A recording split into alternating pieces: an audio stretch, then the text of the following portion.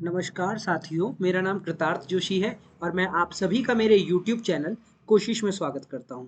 आज हम एक क्लास 10th का बहुत ही इंपॉर्टेंट टॉपिक पढ़ने जा रहे हैं जिसका नाम है अर्थमेटिक प्रोग्रेशन। अर्थमेटिक प्रोग्रेशन एक बहुत ही इंपॉर्टेंट टॉपिक है। कोर्स के पॉइंट ऑफ व्यू से भी देख सकते हैं और फ्यूचर पॉइंट ऑफ व्यू से भी देख सकते हैं। अगर मैं क्लास की बात करूं तो क्लास 10th में इसको हम पढ़ते हैं। मोस्ट इम्पॉर्टेंट टॉपिक भी है और बहुत इजी टॉपिक भी है। और फ्यूचर एस्पेक्ट में अगर इसके बात की जाए तो रीजनिंग में ये बहुत काम आता है। रीजनिंग का इसका जो एस्पेक्ट है वहाँ पे ये बहुत ज़्यादा काम आता है, जिस कारण इसको हमें सीखना बहुत इम्पॉर्टेंट है। तो अर्थमेटिक प्रोग्रेशन को हम नॉर्मली एपी भी बोला जाता है। अर्थमेटिक प्रोग्रेशन को नॉर्मली एपी भी बोला जाता है। अगर मैं बात करूं कि एपी को मुझे स्टार्ट करना है और कैसे स्टार्ट करना है, उसके लिए मैं क्या करना चाहूँगा, मैं सबसे पहले एक बात बताना चाहूँगा। जो सबसे पहला टॉपिक आएगा वो आएगा सीक्वेंस का, कि सीक्वेंस क्या होती है। तो सबसे पहले अगर मैं सीक्वेंस की बात करूँ तो सीक्वेंस क्या होते हैं, कुछ नंबर्स को अगर हम डेफिनेट ऑर्डर में अरेंज कर दें और वो डेफिनेट रूल को फॉलो करें तो उसी को हम क्या बोलेंगे, सीक्वेंस बोलेंगे। जैसे मान लीजिए मैं कुछ नंबर्स को एक डेफिनेट ऑर्डर में क्या कर रहा हूँ, अरेंज कर रहा हूँ। 1, उसके बाद मैंने लिख दिया 4, 9, 16, 25, 36. So these are some numbers we have arranged in some order and they are also following a definite rule. ये definite rule को क्या कर रहे हैं, फॉलो कर रहे हैं, एक रूल को फॉलो कर रहे हैं।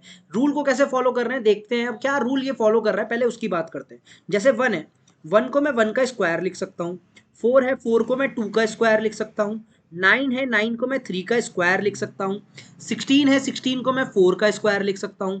25 है, 5 का स्क्वायर लिख सकता हूँ। ऐसे ही आगे चलता रहेगा और ऐसे ही आगे चलता रहेगा और लास्ट में क्या बोल सकते हैं कि लास्ट में कोई नंबर होगा n और n का स्क्वायर। तो फाइनली अगर मैं बोलूँ कि ये रूल जो फॉलो कर रहे हैं तो कौन सा रूल फॉलो कर रहे हैं, ये n स्क्वायर का रूल फॉलो कर रहे हैं। तो यहाँ पे जो रूल फॉलो किया जा रहा है वो कौन सा रूल फॉलो किया जा रहा है, n स्क्वायर का रूल फॉलो किया जा रहा है। तो ये अर्थमेटिक प्रोग्रेशन की बात रही। तो अर्थमेटिक प्रोग्रेशन को हम नॉर्मली भाषा में, मैंने अभी ये बताया आपको कि अर्थमेटिक प्रोग्रेशन को हम नॉर्मली एपी के नाम से बोला जाता है, एपी के नाम से जाना जाता है। एपी के नाम से जाने के बाद ये 10th और रीजनिंग, क्लास 10th में तो काम आएगा ही आपके, बाद में फ्यूचर एस्पेक्ट में इसका रीजनिंग का एक बहुत बड़ा रोल प्ले होता है। एपी हम इसको बोलते हैं। अब एपी को पढ़ने से पहले मैंने आपको बताया कि सीक्वेंस क्या होता है। सीक्वेंस मतलब कुछ नंबर्स को मैंने कुछ सर्टेन ऑर्डर में अरेंज करा है and they are also following a definite rule. ये एक रूल को फॉलो कर रहे हैं। जैसे 1, 4, 9, 16, 25 और 36 है और आगे ये सीरीज चली रही है।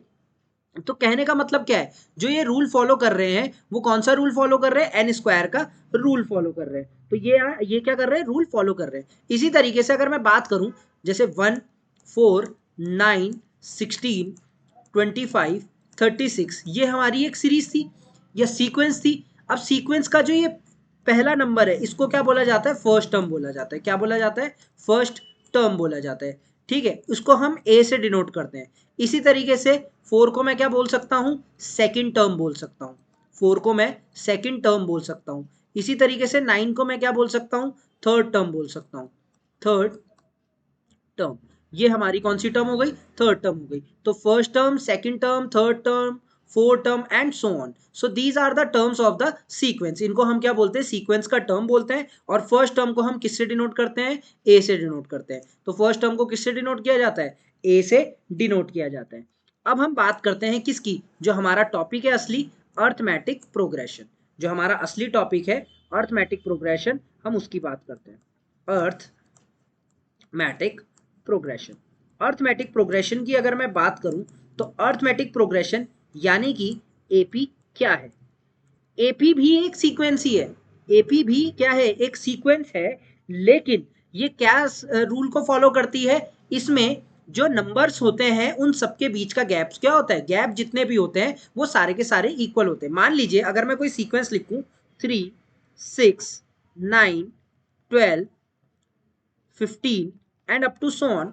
अगर आप इस सीक्वेंस को देखें तो इस सीक्वेंस को मैं क्या बोलूंगा, एपी बोलूंगा। मैं इस सीक्वेंस को एपी क्यों बोलूंगा, अगर मैं 6 में से 3 को माइनस करूं, 6 में से 3 को माइनस करूं तो कितना आएगा, 3 आएगा। इसी तरीके से अगर मैं 12 में से मान लीजिए 9 को माइनस करता हूं तो कितना आएगा, 3 आएगा। इसी तरीके से अगर मैं बोलूं कि 9 में से 6 को माइनस कीजिए 9 में से अगर मैं क्या करूं 6 को माइनस करूं, 9 में से 6 को माइनस करने पे कितना आ रहा है 3 आ रहा है। तो हमने क्या देखा इन सबके बीच का जो डिफरेंस है वो सेम आ रहा है, इन सबके बीच का जो डिफरेंस है वो कॉमन है। ठीक है, तो the difference between the terms are equal. The difference between the terms are equal, सारे के सारे डिफरेंसेस क्या है इक्वल है, यानी कि वो डिफरेंसेस सारे के सारे क्या है कांस्टेंट है। इसी डिफरेंस को यहाँ पे क्या बोला जाता है कॉमन डिफरेंस बोला जाता है। इसी डिफरेंस को यहाँ पे क्या बोला जाता है कॉमन डिफरेंस के नाम से जाना जाता है। तो एपी क्या है, एक ऐसी सीक्वेंस जहां पे कुछ नंबर्स को हम अरेंज करते हैं और वो किसी ऑर्डर को या रूल को फॉलो तो करता है, और वो रूल क्या है कि इन सबके बीच का जो गैप है, इन सबके बीच का जो डिफरेंस है वो क्या है सेम है, difference is constant, that is common difference is equal. तो कॉमन डिफरेंस क्या हो गया, कॉमन डिफरेंस का मतलब ही उसका अगर हम लिटरल मीनिंग देखें, कॉमन मतलब सेम और डिफरेंस मतलब बड़े नंबर से छोटे नंबर को माइनस करना, तो कॉमन डिफरेंस सेम होगा। दूसरी बात, कॉमन डिफरेंस हमेशा कैसे निकलता है, सेकेंड टर्म से फर्स्ट टर्म को माइनस करके, थर्ड से सेकेंड टर्म को माइनस करके, फोर्थ से थर्ड टर्म को माइनस करके। तो अगर मैं बोलूं तो इन एन एपी, अगर मैं एपी की बात करूं तो यहां पे a2 minus a1 is equal to a3 minus a2 is equal to a4 minus a3 and up to so on. तो ये हमारे पास क्या आया, एपी की एक डेफिनेशन आई कि एपी क्या है, कि एपी क्या है एक ऐसी सीक्वेंस जहां पे नंबर्स के बीच का गैप क्या होता है इक्वल होता है, जहां पे हम देखते हैं नंबर्स के बीच का गैप क्या होता है इक्वल होता है। तो सबसे पहले जो हमने बात करी वो किसकी बात करी, सीक्वेंस की बात करी, और इन सबके बीच का डिफरेंस क्या होता है इक्वल होता है, इन सबके बीच का जो डिफरेंस होता है वो इक्वल होता है। ये सारे के सारे क्या कहलाती है एपी कहलाती है। आगे बढ़ते हैं। तो जैसे मान लीजिए एक क्वेश्चन लेते हैं, एक क्वेश्चन है हमारे पास, अगर मैं क्वेश्चन बोलूं कि क्वेश्चन है show that show that 8, 11, 14, 17, 20 up to so on is an AP। अब मुझे शो करना है कि ये क्या है एक एपी है। अब मैं कैसे प्रूव करूंगा इसको एपी है, तो आइए देखते हैं कि हम इसको कैसे एपी प्रूव कर सकते हैं। सबसे पहले मैंने क्या बोला कि एपी के लिए क्या होना चाहिए a2 minus a1, a3 minus a2 और a4 माइनस a3, ये सारे के सारे क्या होने चाहिए इक्वल होने चाहिए। तो पहले हम क्या निकालते हैं a2 माइनस a1 की वैल्यू निकालते हैं। तो 11 माइनस 8 दैट इज 8 गया, कितना बचा 3। इसी तरीके से a3 माइनस a2 की वैल्यू निकालते हैं। ये a1 है, ये a2 है, ये a3 है, ये a4 है, ये a5 है, और ऐसे ही आगे बढ़ता रहेगा। तो a2 माइनस a1, 11 में से 8 गया। याद रखिएगा हमेशा सेकंड टर्म से फर्स्ट टर्म ही माइनस होगी, फर्स्ट से सेकंड कभी भी माइनस नहीं होगी। तो a2 माइनस a1 कितना आया हमारा 11 माइनस 8 3। इसी तरीके से अगर मैं बोलूं 14 माइनस 11 करा जाए तो 14 में से 11 गया, फिर भी कितना आया 3 आया। इसी तरीके से a4 माइनस a3 करते हैं, a4 माइनस a3 कितना होगा, कितना होगा 17 माइनस 14, ये भी देखिए 3 आ रहा है। तो अगर मैं बोलूं कि इन सबके बीच का डिफरेंस क्या है सेम है, इन सबके बीच का जो डिफरेंस आ रहा है वो क्या आ रहा है सेम आ रहा है, इन सब में जो डिफरेंस आ रहा है वो सारा का सारा क्या है इक्वल है। यहाँ पे साइड में कर देते हैं। तो यहाँ पे अगर मैं बोलूं since difference is same therefore it is an AP, ये एक एपी है।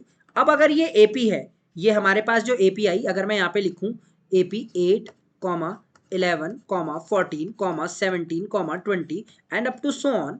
तो अगर मैंने बोल दिया कि ये मैंने यहाँ पे प्रूफ कर दिया है कि ये एपी है, तो यहाँ पे फर्स्ट टर्म जो इसकी फर्स्ट टर्म आएगी वो कितनी होगी 8, क्योंकि ये वाली टर्म जो होगी 8। कॉमन डिफरेंस को डी से डिनोट करा जाता है, कॉमन डिफरेंस हमने निकाला है, सबके बीच का डिफरेंस कितना आ रहा है 3 आ रहा है। तो ये हमारा कॉमन डिफरेंस कितना हो गया 3 हो गया। तो ये तो रही बात किसकी कि एपी क्या होता है। तो एपी भी एक सीक्वेंस है, एपी भी क्या है एक सीक्वेंस है, और ऐसी सीक्वेंस है जिसमें हर नंबर जो नंबर्स उस सीक्वेंस में है उनके बीच का गैप क्या होता है इक्वल होता है। सो गाइस आई होप आपको एपी का जस्ट एक इंट्रोडक्टरी पार्ट समझ में आया होगा। इसके आगे का हम अपनी नेक्स्ट क्लास में करेंगे। Thank you.